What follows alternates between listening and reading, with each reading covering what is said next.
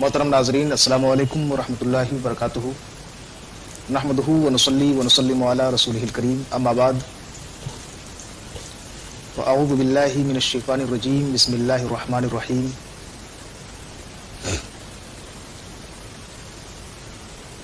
वअतसिमू बिहब्लिल्लाहि जमीअन व ला तफ़र्रक़ू। सदक़ल्लाहुल अलीयुल अज़ीम व सदक़ रसूलुहुन नबियुल अमीनुल मतीनुल करीम। नाजरीन, आपसे बहुत दिनों के बाद दोबारा इस वीडियो सीरीज़ में, साबरी वीडियो सीरीज़ में, जो खानकाह शेख उल आलिम की जानिब से बड़े खूबसूरत और दिलकश अंदाज में पेश किया जाता है, फिर से दोबारा आपके सामने हाजिर हूँ कुछ अपनी अच्छी बातें लेकर के जो आपके काम आ सके। आज मैंने इस छोटी सी क्लिप के लिए जो उन्वान मुंतखब किया वो है फ़िक़ही या किसी भी तरह के अकायद या किसी भी तरह के मामले में, दीन के मामले में जो इख्तिलाफ होता है, तो उस इख्तिलाफ में हमारा रवैया कैसा हो, हमारा तर्ज अमल कैसा हो। आम तौर से जिससे हम इख्तिलाफ रखते हैं किसी भी मसले में, इल्मी इख्तिलाफ, फ़िक़ही इख्तिलाफ, इत्क़ादी इख्तिलाफ, जो कि पुराना तरीक़ा रहा इस दीन का, इस मज़हब का, और ये इब्तिदाई से इस दीन की ख़ास पहचान रही कि इसमें तरह तरह के अहले इल्म पैदा हुए और उन्होंने एक दूसरे की राय से इख्तिलाफ किया और दीन में बहुत ज़्यादा रास्ते निकाले, तवस्सु पैदा की। तो इख्तिलाफ बहरहाल रहमत है, लेकिन जो मौजूदा रवैया हमारे इख्तिलाफ करने का और आपसी जो इख्तिलाफ जिनके दरमियान होता है, उनका जो अभी रवैया है वो थोड़ा सा नाकाबिल फ़हम है। मेरे एतबार से आज का जो मौजूदा सूरत हाल है इख्तिलाफ का, वो ये कि जिस तरह हम शरई उसूल व हिदायत की रियायत न करके जगह जगह हम अपना नुकसान उठा रहे हैं, इसी तरह इख्तिलाफ के बाब में भी, इख्तिलाफ के रास्ते में भी हम राह एतदाल से हटे हुए। हमारा जो रवैया होना चाहिए इस मामले में वो बिल्कुल मोतदिल नहीं है। एक तरह से कहा जाए हम एक्सट्रीमिज्म, इन तशद्दुद पसंदी के शिकार हैं। या तो हम मुखालिफ पर इस तरह टूट पड़ते हैं कि जैसे कि वो हमारा ख़ानदानी, आबाई और बहुत ही पुराना दुश्मन है, हम उसकी ऐसी की तैसी करने के लिए बेइंतहा कोशिश करते हैं, जो कि ये इख्तिलाफ के आदाब में से नहीं है। मुखालिफ की ग़ीबत करना, उसे बुरे अल्फाज से याद करना, उसे बुरे अलकाब से याद करना, हर मौके पर उसे नीचा दिखाने की कोशिश करना और इस तरह के रवैये का इजहार करना निहायत ही गैर अखलाकी चीज़ है। ठीक है, वो आपका मुखालिफ है, आपसे मुखालफत रखता है, आपकी राय से मुत्तफिक नहीं है, लेकिन आप इसका मतलब नहीं कि उसकी ग़ीबत करे या उसको बुरे अल्फाज या बुरे अलकाब से नवाजे। इस तरह का रवैया आपका दुरुस्त नहीं। ये चीज़ यानी इस तरह का रवैया कि मुखालिफ पर टूट पड़ना और उसे बुरे अल्फाज, बुरे अलकाब से याद करना, ये रवैया अगर दुनियादारों के यहाँ, सियासी लोगों के दरमियान तो ठीक है, कहा जा सकता है, लेकिन अगर ये उलमाए दीन के यहाँ रवैया है तो ये मेरे लिए नाकाबिल फ़हम है। ये नहायत ही गलत रवैया है। मैं इसकी तरदीद करता हूँ, कंडम करता हूँ टोटली।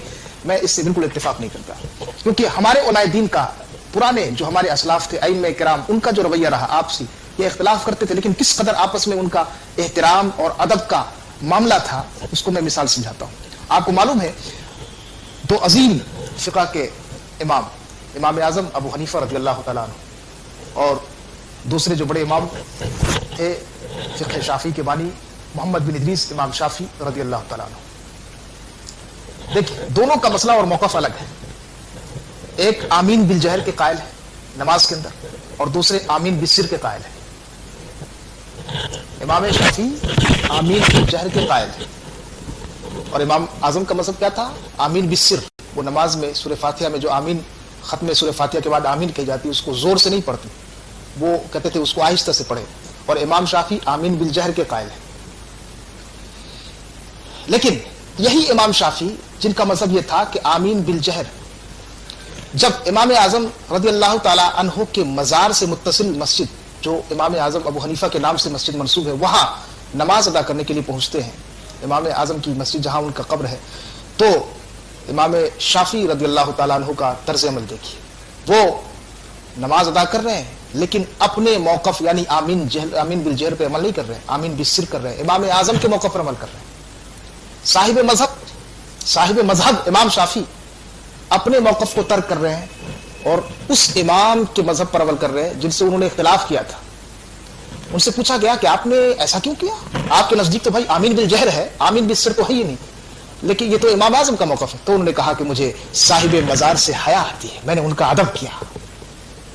یہ ہے ادب، یہ ہے اختلاف اور اختلاف کے طریقے، رویے، طرز. اب یہ کوئی حرام حلال کا مسئلہ نہیں تھا، یہ ناجائز ناجائز کا، یہ صرف افضل اور غیر افضل کا معاملہ تھا. امام اعظم کے نزدیک آمین بالجہر غیر افضل، آمین بالسر افضل. امام شافعی کے نزدیک آمین بالجہر افضل، آمین بالسر غیر افضل. تو امام شافعی رحمۃ اللہ علیہ نے اس مسئلے کو اتنا عام نہیں سمجھا، اور صاحب مزار یعنی امام اعظم کا احترام کرتے، ان کا ادب کرتے، ان کا خیال کرتے ہوئے کہ مجھے دیکھیے امام اعظم زندہ نہیں ہے بلکہ قبر میں ہے، وہ زندہ نہیں قبر میں، لیکن پھر بھی اس قدر احترام کر رہے کہہ رہے کہ مجھے صاحب مزار سے حیا آتی ہے کہ میں یہاں ان کی مسجد میں نماز ادا کروں اور ان کے موقع پر عمل نہ کروں. یہ ہے اختلاف، ہے شدید اختلاف ہے، مگر کس قدر ادب اور احترام کا دامن تھامے ہوئے.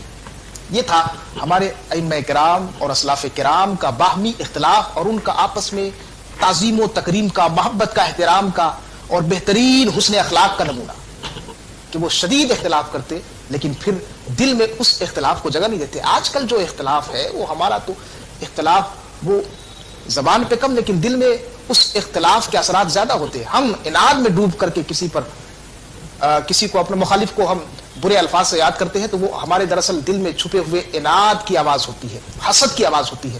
ہمارے اسلاف جو علمی اختلاف کرتے تھے، دینی اختلاف کرتے تھے، ان سارے اختلافات میں کبھی بھی ان چیزوں کو نہیں آنے دیا جن سے پرسنلی کسی پر کمنٹ کیا جائے، ان کی ذاتیات کو کھنگالا جائے یا ان کے سیکرٹ چیزوں کو بیان کیا جائے. کبھی بھی ذاتیات پر اٹیک نہیں کیا، حملہ نہیں کیا، اور نہ کبھی ان کا جارحانہ انداز تھا، بلکہ بہت ہی محبت احترام کے ساتھ، غایت احترام کے ساتھ. میں کیا مثال دوں، بے شمار مثالیں ہیں. صحابہ کرام رضی اللہ تعالی عنہم کا جو اختلاف تھا وہ دراصل اسی طرح کا اختلاف تھا.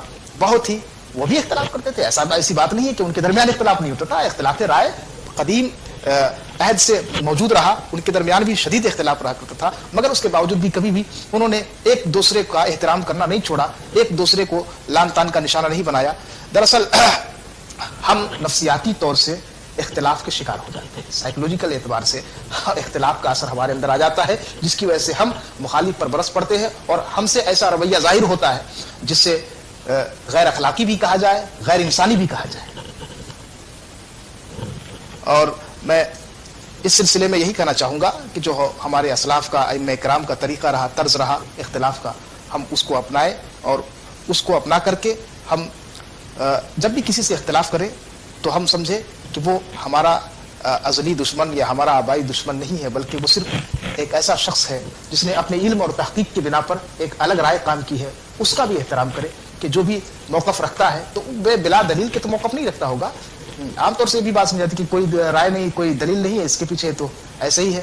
نہیں، جو بھی موقف رکھتا ہے تو اس کے پیچھے دلیل ہوگی، تو اس کی دلیل پر بھی غور کرے، اس کی باتوں پر بھی غور کرے. حضرات صحابہ کرام کے درمیان بھی اختلاف تھے، اور جو بھی اجتہادی مسائل میں اختلاف تھے وہ صحابہ تقریباً ائمہ کرام میں بھی وہی اختلاف پیدا ہوئے، لیکن باوجود اس کے ادب و احترام اور عظمت و تعظیم میں ذرہ برابر فرق نہیں آتا تھا. اس لیے ہمارے یہاں جھگڑوں کی وجہ کے لیے مسائل کی خاصیت نہیں، بلکہ ہمارے جو اپنے جذبات ہوتے ہیں، نفسیاتی جذبات، وہ جذبات ہمیں غلط رویہ پیش کرنے پر ابھارتے ہیں. ہم اپنے مخالف سے اختلاف کرنے کی صورت میں کبھی بھی اپنے نفسیات کا لحاظ کریں اور اپنے جو دل میں اس کے لیے کبھی بھی نفرت یا عداوت یا کسی قسم کا عناد نہ پالے. یہ بہت بڑی خوبی ہوگی اگر ہمارے اختلافات ان چیزوں سے پاک ہو جائے. السلام علیکم.